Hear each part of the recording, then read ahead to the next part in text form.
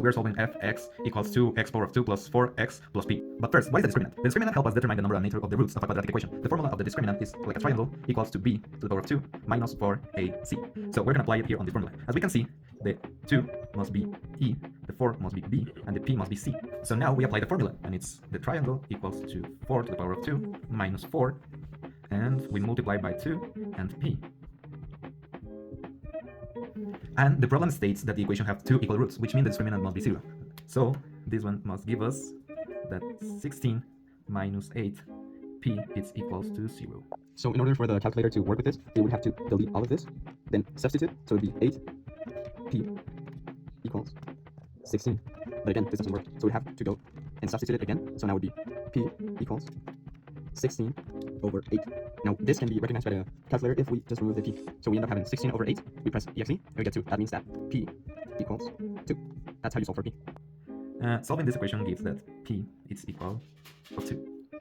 Now we are solving the axis of symmetry. The axis of symmetry is a vertical line that divides an image into mirror images. So the formula is x equals to minus b divided by 2a. But how do we apply it? We must substitute that into the equation, which ends up being minus 4 2 by 2, and this turns out to minus 1.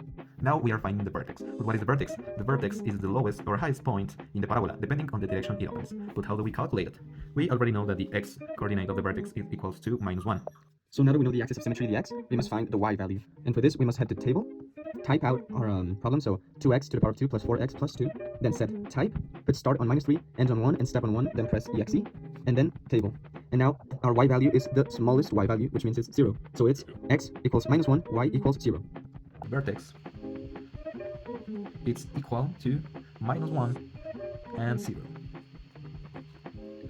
Now we're going to rewrite the function in the vertex form. But what is the vertex form? It's not a way to express the equation of a parabola. It looks like this. It's f parentheses x parentheses equals a parentheses x minus h parentheses power of 2 plus k. But how do we apply it? Well, this formula tells us that h, comma, k is the vertex. So what we need to do is that we already know the vertex, that is minus 1, comma 0, and a equals 2. So we can rewrite the function of fx equals 2 parentheses x plus 1 to the power of 2. Okay, we are reflecting the graph to find gx. But how do we do it? Our reflection flip the graph across a line. Here we are reflecting the graph of fx across the x-axis, which means multiplying the time function by minus 1. And for the new function, it looks like this, like gx equals minus fx equals to minus 2 x plus 1 all to the power of 2. But where is the vertex of gx? Since the reflection only flips the graph, the vertex remains the same. It's minus 1, comma 0. And that's how we do it. And for the final, we are going to express it in a vector. So what we need to do is draw a line and then the parabola. And then we're going to draw the vertex. And we know that this is equals to minus 1, comma 0.